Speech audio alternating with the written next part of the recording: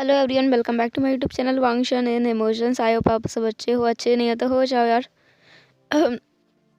मुझे थोड़ा सा कोल्ड है, इसलिए थोड़ी आवाज़ में अंतर हो सकता है, मैनेज कर लेना आप लोग। तो चलो आज की पटकर स्टार्ट करते हैं। सान खुद भी शॉक में था। वो पीछे हटता चला गया। ईबो जिसने उसे संभाला और कहा, सान। सान जो कि हैरानी में कभी एक बार चेंग को देखता तो कभी यानली को। हाँ, उसने इतना पता लगाया था, यानली किसी से प्यार करती है, जिससे प्यार करती है वो ड्रैगन किंगडम से है। और कुछ टाइम बाद उसे ये भी पता चल गया था कि ड्रैगन किंग से वो प्यार करती है। और चेंग का उसे पता था कि हाँ, वो वैनचिंग को पसंद करता है। लेकिन चेंग ने उससे शादी कब की? और एक बच्चा भी है उसका। यहाँ विंग है जो चेंग से बड़ा है उम्र में, और चेंग बच्चे पैदा करके बैठा है, और वो तो इस रेस में पीछे रह गया। जानजिस ने उठते हुए कहा, ये सब कब हुआ? सान जो कि आवाज़ देखकर ही लग रहा था कि वो लड़खड़ा रहा है। उसकी आवाज़ बहुत लड़खड़ा रही थी, ज़ुबान से शब्द नहीं निकल रहे थे। मैडम यू जो कि बेहोश हो चुकी थी, उन्हें पानी डाल के उठाया गया। यहाँ बेचारा लानकुरन वो परेशान था। काफ़ी सारे लोग थे परेशान थे। सारा माहौल जब थोड़ा शांत हुआ तब सबसे पहले चैंग था जिसने बोलना स्टार्ट किया। उसने कहा, आज से लगभग 10 साल पहले जब मैं वैनचिंग से मिला था, और मुझे उससे पहली नज़र का प्यार हो गया था। उसे देखते ही मैं समझ गया था कि वो मेरी मेट है। वो मेरी मेट थी, इसलिए मैं उसे पसंद नहीं करता था। मैं उसे पसंद करता था क्योंकि मुझे वो पसंद आई थी, उसके बिहेवियर से, उसके बर्ताव से। और बाद में मुझे पता चल गया कि वो मेरी मेट भी है, तो दोनों काम साथ में हो गए थे। उसे डर था कि उसके कज़न ब्रदर्स उसके इस रिश्ते से खुश नहीं होंगे, तो मैंने भेस बदल कर उससे सबके सामने उसके क्लैन में शादी की, उसके परिवार वालों के सामने। और उसके बाद हम साथ में रहने लगे थे। जब भी मैं बाहर निकलता था क्लान से तो मैं चिंग से मिलता था और उससे हालचाल पूछता था। सान जिसने अपने दिल पर हाथ रखा और कहा, हाँ, तुम दोनों ने मेरी पूरी इज्जत को मिट्टी में मिला दिया है। तुम दोनों ऐसा कैसे कर सकते हो? यानली, तुमसे मुझे ये उम्मीद नहीं थी। यानली जिसने अपना सर झुका लिया, लेकिन हाई कॉइन उसके सामने आते हुए बोला, सान, तुम उससे ऐसे बात मत करो। अभी उसे सबके सपोर्ट की ज़रूरत है। तुम उसे सपोर्ट करने की जगह डांट रहे हो।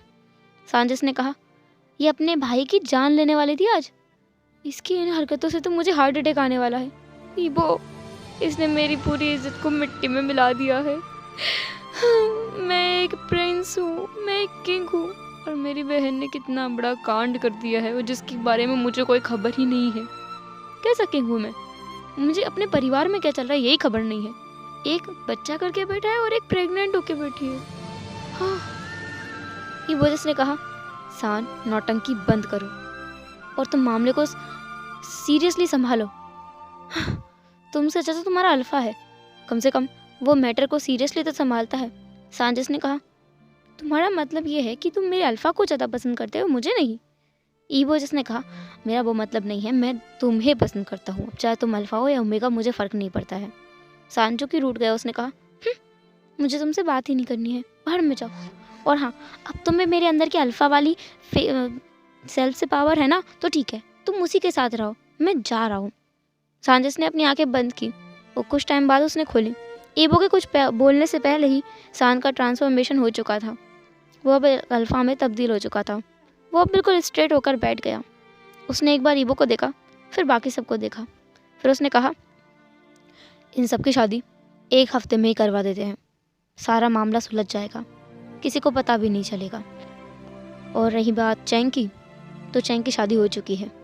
हम बस ये अनाउंस करेंगे कि उसकी शादी पहले से हो गई है। हम शादी करवाएंगे यानली की। फिर जान ने कहा, अब बारी है मेरे काम की, तो यहाँ पर जितने अल्फा हैं मेरे साथ चलें। ऐसा बोलकर जान जो खड़ा हुआ। इस फैमिली मैटर में ऐसा लग रहा है कि उसे कोई झटका वटका नहीं लगा है। वो नॉर्मली रिएक्ट कर रहा था, जैसे कि एक किंग को करना चाहिए, फैमिली मैटर से थोड़ा दूर होकर क्लैन के मुद्दों पर ज़्यादा ध्यान देने वाला। सांजो अपनी जगह से खड़ा हुआ और जाने लगा। ईबो अपने मानों में खुद को कर्ज किए जा रहा था कि उसकी काली जुबान कितनी ज़्यादा चलती है। उसने जान को गुस्सा दिला दिया है। अब पता नहीं वो कब उस चुलबुले जान से मिलेगा। फिर भी ईबो खुश था कि वो इतने टाइम के बाद अपने इस कोल्ड किंग को देख पा रहा है। फिर बाकी सब लोग भी सान के साथ हो लिए। सब लोग मीटिंग रूम में आए। वहाँ आने के बाद सांजस ने कहा, हम सबको उस गुफा में जाना है और उस गुफा से बहुत अजीब सी रोशनी बाहर निकलती है, इसलिए कोई भी ओमेगा वहाँ नहीं जा सकता है। मैं आप लोगों के साथ चलूँगा, आपको गाइड करूँगा।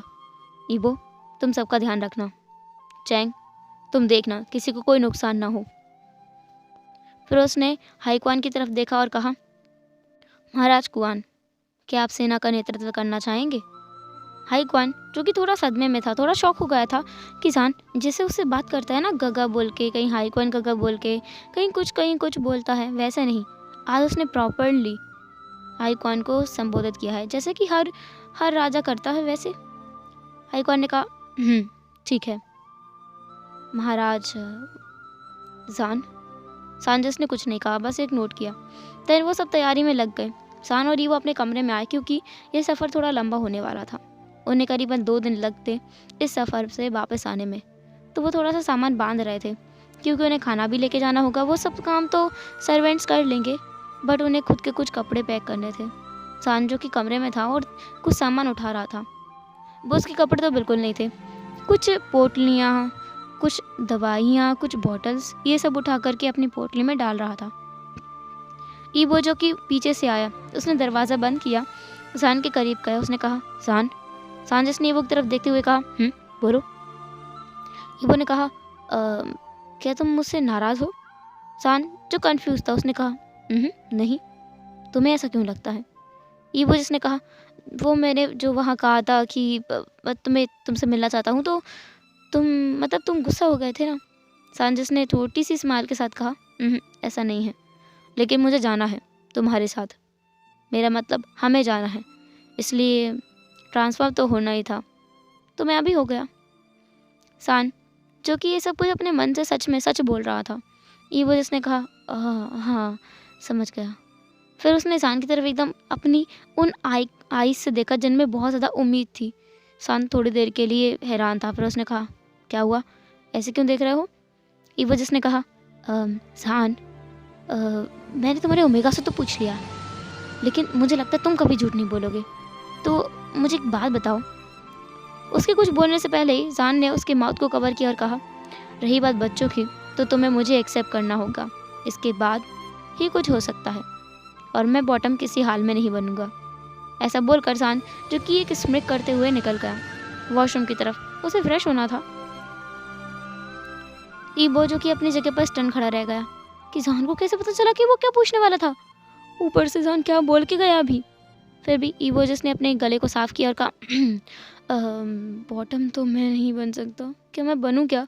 फिर उसने खुद के माइंड को ही क्लियर किया और कहा, नहीं, बॉटम बनने में बहुत दर्द होता है, मैं नहीं बनूंगा। सान जो कि अभी बाथरूम में गया नहीं था, वहीं पर बाथरूम के दरवाजे पर वो टेक लगाकर खड़ा हुआ था, अपने हाथों को अपने चेस्ट पर क्रॉस करके। वो थोड़ा सा लीन होकर वॉल के सहारे। उसने कहा, इतना भी पेन नहीं होता है, मैं भी बॉटम बन चुका हूँ, तो मुझे पता है। ईबो जो अपनी जगह पर फ्रीज हो गया। क्या सान ने उसकी सारी बातें सुन ली? फिर वो धीरे से पीछे मुड़ा। उसने सान की तरफ देखा और कहा, मेरा वो मतलब नहीं था सान। सान जिसने एक मुस्कान दी। उस मुस्कान का मतलब ईबो अच्छे से समझता है कि सान स्मिक कर रहा है। उसने कहा, समझ गया। वो बाथरूम में चला गया। जब ईबो ने देखा कि सान सच में चला गया है, तो वो खुद के बालों को पकड़कर बैठ गया। उसने कहा, ईबो तुम इतने ज़्यादा लापरवाह कैसे हो सकते हो? फिर यहाँ से हम सीन स्किप करके देखते हैं मेन एंट्रेंस का, जहाँ से काफ़ी सारे अल्फाज घोड़ों पर गाड़ियों में बैठ करके जा रहे थे। सान खुद भी एक काले कलर के घोड़े पर बैठा हुआ था। ईबो जिसने भी काले कलर का घोड़ा लिया था, दोनों के घोड़े एकदम काले थे और मैचिंग भी थे। ऐसा लगता है कि दोनों एक ही नस्ल के हैं। उन पर सान ईबो बैठे हुए थे, आगे चल रहे थे और बाकी सब लोग उनके पीछे पीछे। उस सफ़र में भी ईबो जो कि सान को ताड़ने का एक मौका नहीं छोड़ रहा था, वो बार बार सान को घूरे जा रहा था। फाइनली सान ने पूछ लिया, क्या बात है ईबो, तुम मुझे ऐसे क्यों देख रहे हो? ईबो जिसने कहा, सान तुम्हें नहीं लगता कि अगर हमारे कोई बच्चा। सान जिसने कहा, मैंने तुमसे कहा है, जिस दिन तुम मुझे पूरी तरह से हर हाल में एक्सेप्ट कर लोगे, तब ये ज़रूर होगा, ठीक है?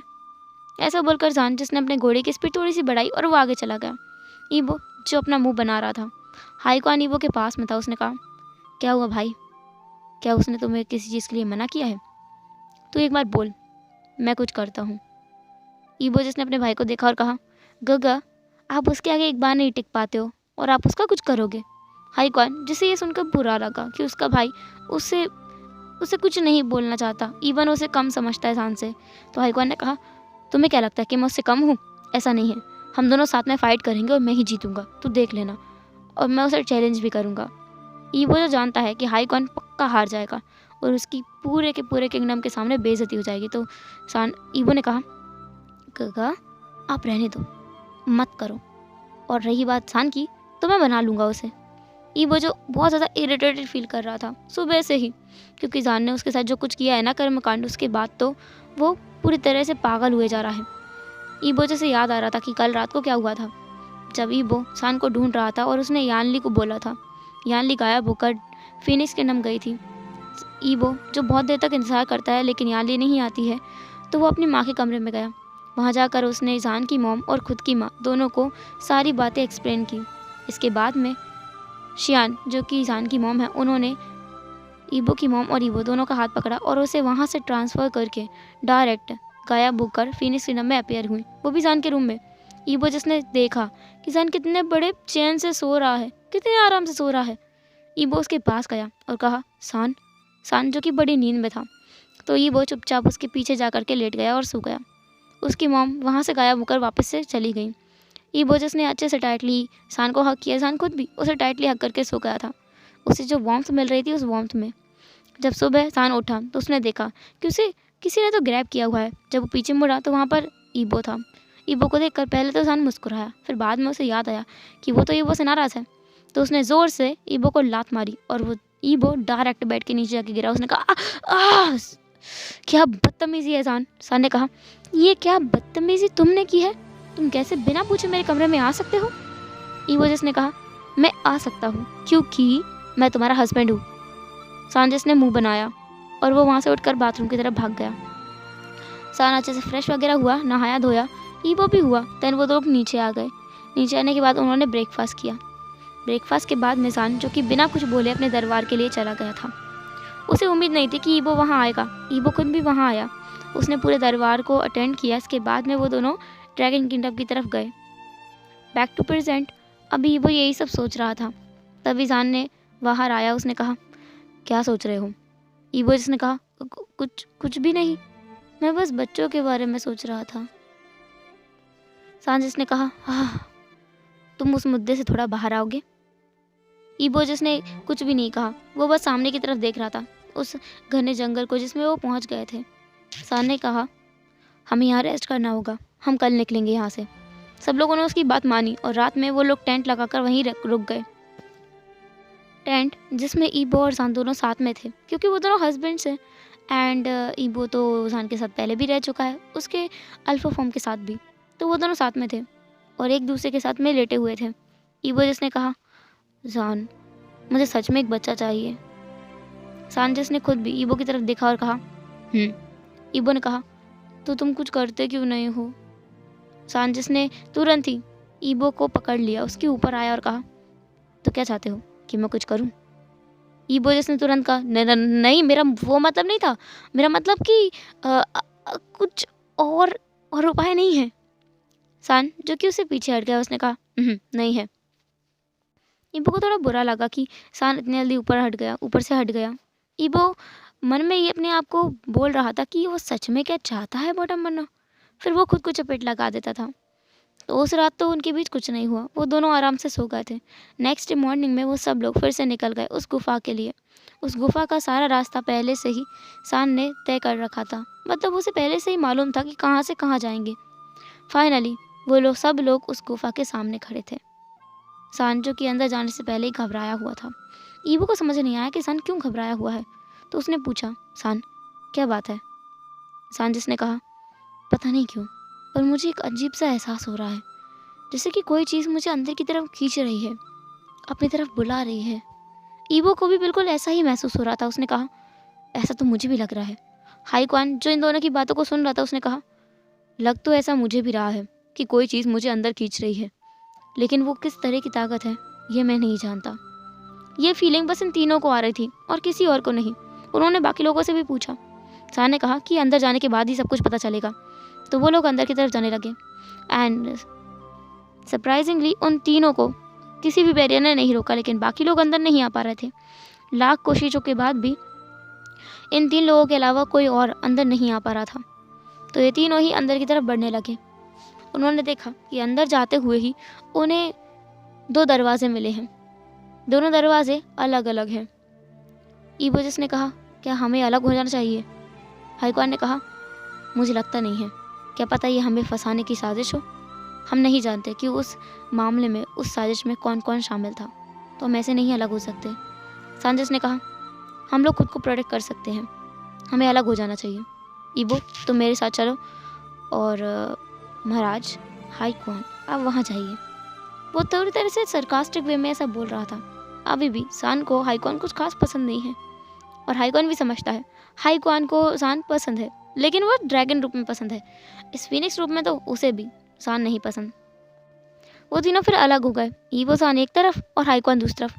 थोड़ी देर आगे बढ़ने के बाद में ईबो और सान जिनको दोनों को ही 2 दरवाजे दिखे। सांजिस ने कहा, ईबो तुम खुद का ख्याल रख लोगे ना? ईबो जिसने कहा, मैं रख सकता हूँ। फिर वो दोनों भी वहाँ से अलग हो गए क्योंकि उन्हें सब कुछ जानना है, सब कुछ ढूंढना है। सान जो कि अपने दरवाजे से अंदर जा रहा था, अंदर जाते हुए उसे कुछ अजीब सी आवाज़ें आ रही थी, कुछ रोने की, चीखने की, चिल्लाने की, किसी को अपने पास बुलाने की। कोई कह रहा था, तुम्हें ऐसा नहीं करना चाहिए था, तुमने अच्छा नहीं किया, मैं लौटूंगा, मैं ज़रूर लौटूंगा। कोई और आवाज़ बोल रही थी, तुम्हें मार देना सही था, तुम्हें मार देना ही चाहिए था, तुम्हें बचाकर गलती की है। मतलब वहाँ इतनी सारी आवाज़ें थी जिन्हें सुनकर जान का सर चकरा रहा था, लेकिन उसने खुद पर काबू किया। वो जानता है कि इस समय वो अपना मानसिक संतुलन बिल्कुल भी नहीं खो सकता। अगर ऐसा कुछ हुआ तो उसके अंदर ओमेगा बाहर आ जाएगा, और अगर ऐसा हुआ तो फिर हो सकता है कि उसकी डेथ भी हो जाए। ये बहुत रिस्की काम है। इस बारे में उसने ईबो को तो कुछ नहीं बताया कि उसका ओमेगा यहाँ बाहर आ सकता है, क्योंकि वो जानता था अगर वैसा कुछ करता तो उसके परिवार वाले उसे यहाँ नहीं आने देते। सान आगे बढ़ता गया। फाइनली वो एक जगह पर पहुँचा। वहाँ जाने के बाद, वो नज़ारा देखने के बाद, वो बस समझने की कोशिश कर रहा था कि ये सब क्या है। सामने एक तालाब था जिसमें नीला पानी था। नीला, इतना नीला कि अगर उसे छुए तो वो हाथ में आ जाए। बहुत ठोस था, या कहो लिक्विड था, या जो भी कुछ था। सान को तो कुछ समझ नहीं आया। उस तालाब के बीचों बीच एक पत्थर के ऊपर एक बोतल रखी हुई थी। उस पूरी बोतल पर लाल रंग से कुछ मंत्र लिखे गए थे, जिन मंत्रों को पढ़ने के बाद सान को समझ आया कि ये तो किसी को कैद करने वाले मंत्र हैं, और जिसे कैद किया गया है उसे देखकर को सान तो पूरी तरह से भौचक्का हो गया था, क्योंकि वहाँ पर था वैम्पायर किंगडम का किंग। उस बोतल में कैद था, जो सारी काली शक्तियों पर राज करता है, उन काली शक्तियों को काबू कर सकता है, उन्हें बना सकता है और बिगाड़ भी सकता है। वो किंग यहाँ कैसे आया? सांजिस ने सोचा, क्या उसे इसे आज़ाद करवाना चाहिए या नहीं करवाना चाहिए? सान अपनी सोच में मग्न था। और दूसरी तरफ हम देखते हैं ईबो, जो कि आगे चलता जा रहा था। वो भी एक डेस्टिनेशन पर पहुंच गया था। उसने सामने देखा कि ये कांटों से भरा हुआ पूरी ज़मीन है, यहाँ हर तरफ कांटे कांटे बिछे हैं। ईबो आगे बढ़ने से पहले एक बार थम गया। उसने सोचा कि इतना आसान तो नहीं हो सकता अंदर जाना, कुछ तो गड़बड़ है। उसने पीछे मुड़ के देखा तो वो दरवाज़ा पहले से ही बंद हो चुका था जिससे वो यहाँ आया था। उसने सामने देखा, सामने एक पत्थर था, उस पत्थर के ऊपर एक बोतल थी। उस बोतल से निकलती हुई रोशनी उसे ऐसे अपनी तरफ खींचे जा रही थी, जैसे कि वो बोतल उसे अपनी तरफ खींच रही हो, उसे अपनी तरफ बुला रही हो। उसके अंदर क्या था ईबो को कुछ समझ नहीं आया, क्योंकि उस बोतल के अंदर एक काला धुआं घूम रहा था, मतलब एक सफ़ेद धुआं घूम रहा था, बिल्कुल उसी तरह का धुआं जैसा हमने कुछ पहले वीडियोस में मैंने आपको बताया था, वैसा ही धुआं उसके अंदर घूम रहा था। ईबो कंफ्यूज था कि ये सब कुछ क्या है। वो आगे कदम बढ़ा रहा था, लेकिन फिर पीछे खींच ले रहा था कि आखिर ये है क्या। खुद की हिम्मत बांधने के बाद में फाइनली ईबो आगे बढ़ा, उन कांटों को थोड़ा साफ करते हुए आगे बढ़ता गया।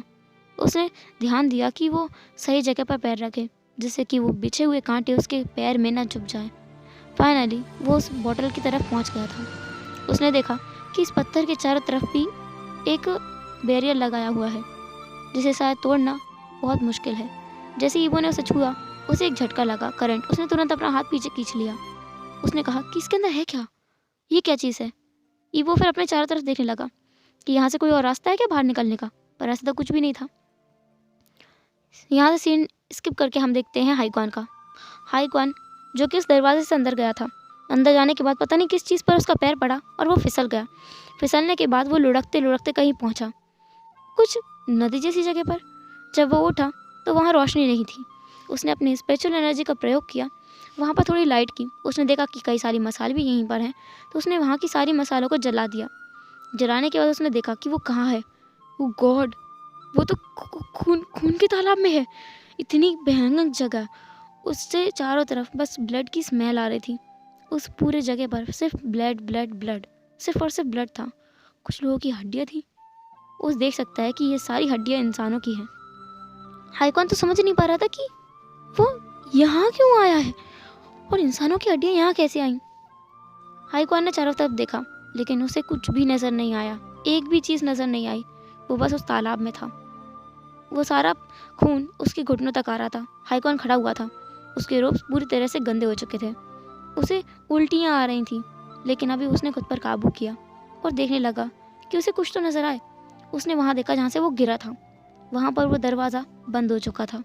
हाईक्वान सोच रहा था कि यहाँ से निकलने का कोई तो रास्ता होगा। ऐसा नहीं हो सकता, कुछ तो गड़बड़ है। हेलो एवरीवन, तो कैसा रहा आज का पार्ट। जो भी हो, जैसा भी कमेंट ज़रूर करना। एंड कल हम देखेंगे कि आखिर इन तीनों के साथ हो क्या रहा है। हाईक्वान कैसे बाहर निकलेगा इस खूनी तालाब से, और ये वो क्या करेगा उस जादुई बॉटल के साथ में, और कैसा रिलीज़ करेगा ड्रैगन किंगडम के किंग को। तो ये तो हम डालेंगे नेक्स्ट एपिसोड में। तब तक के लिए tata, take care, bye bye, अपना ख्याल रखना।